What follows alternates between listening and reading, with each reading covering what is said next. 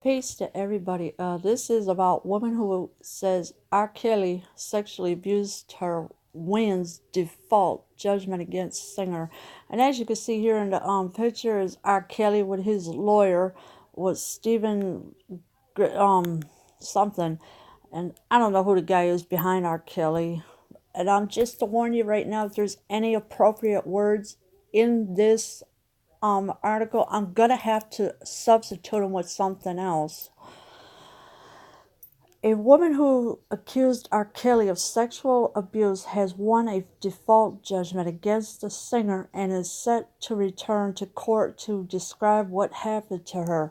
So the woman went to court. She described every what happened to her, and she won because he did not show up in court at all. And when you have a court date or something, please keep your court dates. Do not skip them at all. The woman, one of four victims listed in a criminal complaint filed against Kelly in February, sued the embattled R&B superstar earlier this year. A Cook County judge on Tuesday ruled Kelly in default after he and his attorney failed to respond to the lawsuit. Yeah, so they never responded to the lawsuit. They failed to show up, actually. So, and the woman won. No damages have been awarded yet. At a hearing next month, Judge Moria S. Johnson will hear details of the alleged abuse from the plaintiff before deciding how much Kelly should pay. Well, yeah, and if I were R. Kelly, I better show up in court because you know what? When those bench warrants comes around, judges don't play around. But there was no award yet how much the woman should receive after all the abuse that she went through. And of course, R. Kelly is a handler for the women. He tells them what to do, what not to do, this and that. So, he's playing too much with fire. Neither Kelly nor his civil litigation attorney Brian Nix attended the hearing Tuesday in which Johnson found them in default. Kelly and Nix also skipped another hearing Wednesday. Johnson could have vacated her ruling had they shown up. So R. Kelly avoided another court date that he never went to also, and we don't know what that one is for. Probably um for the child support thing that he owes his ex-wife Drea $160,000 worth. Attorneys for the plaintiff have said that since the lawsuit was filed February 21st, Kelly has ignored court summonses. And so, yeah, R. Kelly just kept ignoring all these court summonses. And of course, the next thing it's going to end up in is a bench warrant. And you know where that's going to put him. Robert Sylvester Kelly has failed and refused to file an appearance or answer to the complaint, even though he is required to do so. Those attorneys wrote in their motion for default judgment filed earlier this month. Nix did not respond to requests for comment. His criminal defense attorney, Steve Greenberg, said he had no involvement in the civil suit. Um, okay, so the woman filed the the thing against him, and he refused to show up to answer any of that. And now they're trying to say he has no involvement in this civil suit. I think you pretty much did, because he even though it says that he refused to file an appearance to answer to the complaint. But with all these women, they came forward and they told their stories, what happened, that R. Kelly sexually abused them. In a brief phone call with a Sun-Times reporter Wednesday morning, Kelly's publicist, Daryl Johnson, said, "We don't care about the lawsuit. The lawsuit means nothing to us." Also, now they don't care about the lawsuit after everything that these women went through, and only one had came forward with it, and she won the lawsuit by default. So, either way, R. Kelly is going to be going on trial for his sexual abuse hearing, whether he likes it or not. At Wednesday's brief hearing, Jeffrey DeWitt, I don't know what that is, one of the plaintiff's attorneys told the judge he still had not heard from Kelly, despite the default judgment that was entered Tuesday after the hearing. D. Judgement declined to comment further, and I'm sorry if I can't pronounce these words because they're words I'd never seen before. So now the hearing, they had a brief hearing today. He still has not heard from Kelly, the judge, or anybody, and who knows where R. Kelly is hiding this time, because he's probably out looking for little girls to mess with, as usual, because he's a sexual predator, and you can't have your children around people like that. In court filings last month, DeWitt Shipman said he was unable to serve Kelly with court papers at his home in Trump Tower due to tight security in the building. A spokeswoman for the Cook County Sheriff's Office said Kelly was served while he was being held in the county jail over his failure to pay the $161,633 he owed his ex-wife, and that's a lot of child support right there that he owes his wife, and he hasn't been not paying it at all.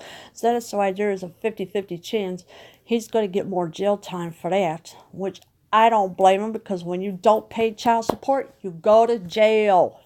That's what it's for. Please pay your child support, or you will be sitting in prison. In the meantime, R. Kelly is living at the Trump Tower. How? Oh my gosh! I don't. Why even have him there? It's kind of crazy, really. And he was served papers while he went to jail for non-payment of child support. In her lawsuit, the woman alleges she met Kelly on May 26, 1998, as she walked down a street in Chicago. Kelly saw her, pulled his car over, and talked to her, the suit states. Later that day, an associate of Kelly's met with her and her family at a restaurant and gave Kelly's phone number to the girl. The associate indicated that the defendant wanted to speak with the minor plaintiff and have her come to his studio and be in a video that he was making, the suit says. So R. Kelly, yeah, he met this girl May 26, 98, and he gave the phone number, or I should say his associate gave the phone number to the minor, which is illegal. Never give your phone numbers to a minor, because that can get you in trouble. And he's just unbelievable. I don't believe nothing he says, because he's a liar. He's a handler for the girls. He's a puppet for everybody. The plaintiff was starstruck and wanted to meet with defendant to pursue a role in what she believed was a music video. The suit says the sexual abuse started within a month, the complainant alleges. So the abuse started after a month, because R. Kelly was a sexual predator, and I hope everybody saw the documentary Surviving R. Kelly, because I know I have watched all 6 episodes of it, and oh my God, he is just sickening. Commencing in or about June 1998 and thereafter until she was of the age of majority, defendant Robert Sylvester Kelly sexually abused plaintiff. The suit states specifically defendant Robert Sylvester Kelly had sexual intercourse with the minor plaintiff. The defendant also engaged in oral sex with the minor. Plaintiff. During these repeated incidents, defendant represented to the minor plaintiff that this behavior was appropriate.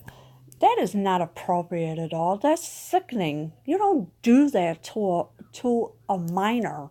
Now, where the heck are these parents? Aren't they supposed to protect their children? You don't let a minor go and meet a grown man. That is disgusting and sickening. The lawsuit seeks more than $50,000 in damages. Well, I guess that's, to them, that's an appropriate amount of money. The Chicago Sun-Times is not identifying the plaintiff, as she is an alleged crime victim. Judgement has confirmed she is one of the 4 women identified by their initials in criminal charges filed against Kelly in February. So yeah, so she's one of the 4 victims, and of course there's 3 others on top of it. And for these sexual abuse that he has done. Kelly's alleged abuse of that victim, according to the Cook County State's Attorney's Office, occurred between May 26, 1998 and May 25, 1999. Over that year, according to prosecutors, Kelly knowingly committed an act of sexual penetration upon the victim. To witness contact between Robert Kelly's penis and the victim's mouth, and I'm sorry for that word, but it is what it is in the article. So yeah, anywhere between that time in the past year, he had sex with the minor, plus other young girls on top of it, and it's just sickening. I mean, who would let their children go and meet a full-grown man? No, you do not do that. Parents, protect your children from these sexual predators. Do not let them anywhere near that. If you have a sex offender in your neighborhood, please call somebody to let them know that you got a sexual predator in your neighborhood, because you don't want them near your children. They have to be on a sex offenders register list for the rest of their life. Leave your comments below. I am out.